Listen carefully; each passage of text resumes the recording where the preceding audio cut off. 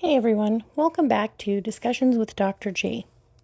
I'm your host, Dr. G, sarcastic nurse extraordinaire, wrangler of students, cats, and sometimes even family reunions. Today's episode is all about ADHD and major neurocognitive disorders. That's right, we're double dipping in the neuropot. So let's kick things off by breaking down, where the heck these conditions even come from in the first place. First up, ADHD. Now, you might think of ADHD as this modern thing, but honestly, it's about as old as children running wild at a playground. Genetically, it is super strong, though, up to 70 to 80% heritability. I mean, if you've met my family, you'd think we were running a clinical trial with all these impulsive genes bouncing around. Turns out, researchers have actually pinpointed 27 different gene variants that are linked to ADHD. So if your great uncle can't sit still at holiday parties, maybe don't blame the turkey. But it's not just genes. Dopamine and norepinephrine in the brain are heavily involved. These are your feel-good, stay-focused neurotransmitters. And in ADHD, they're basically throwing a rave when they should be running a library. There's also environmental stuff, maternal smoking, lead exposure, even obesity during pregnancy. These all add fuel to the ADHD fire.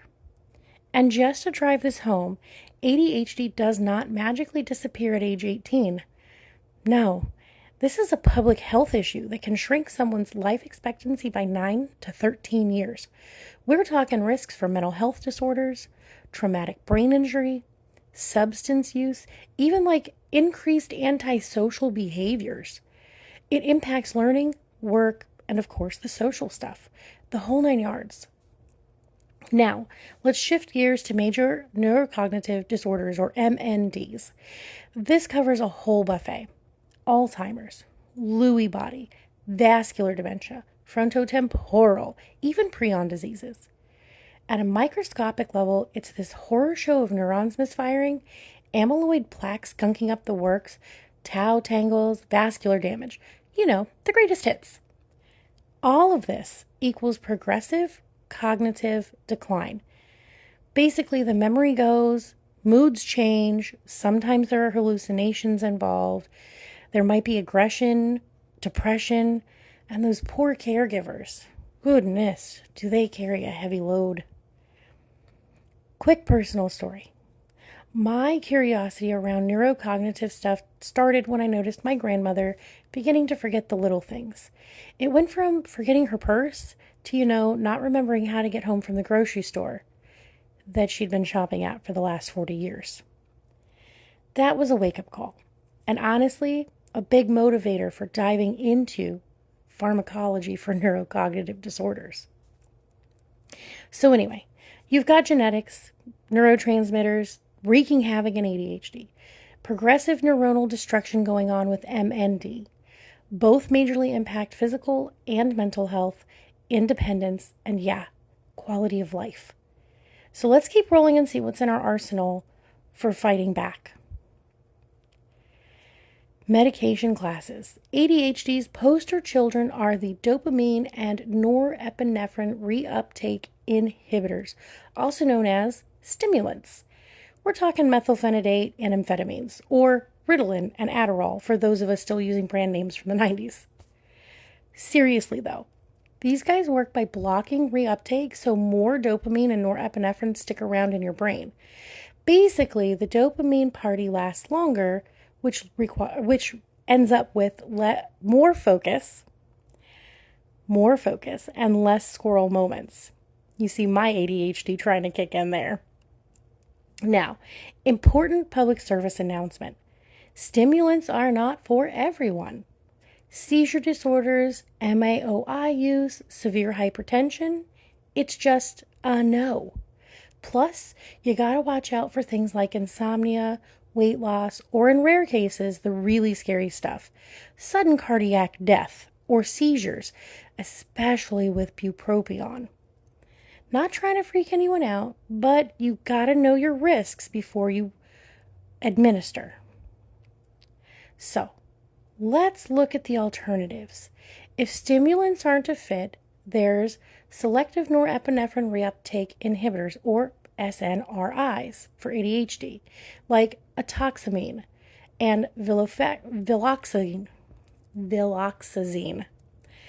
These boost norepinephrine by stopping its cleanup crew.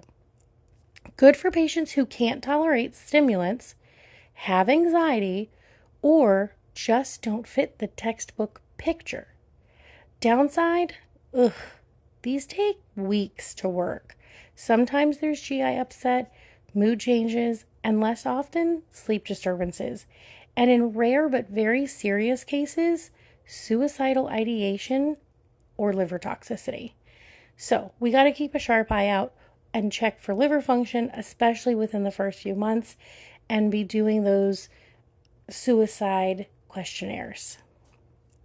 All right, then you've got your alpha-2 adrenergic agonist, guanfacine and clonidine. These help with the attention regulation and calm down hyperactivity or tics. The main things here, sedation. It is real. Do you operate heavy machinery? Not today. You also have to taper these off because if you stop suddenly, boom, rebound hypertension. For the tough cases, sometimes antidepressants are thrown into the mix, especially if there's an overlap with anxiety or depression. Here comes bupropion, an NDRI, or non-selective dopamine reuptake inhibitor. It's sometimes used off-label, especially when there's coexisting depression. Basically, managing ADHD meds is a balancing act between maximizing focus and minimizing side effects. And of course, misuse. So let's swing over to Alzheimer's. Your main medications are N-methyl D-aspartate, NMDA, antagonists like memantine. These guys help by blocking excessive glutamate activity, which can damage neurons through overexcitation. These slow down symptom progression, but, and I cannot say this enough or loud enough, it is not a cure. Okay?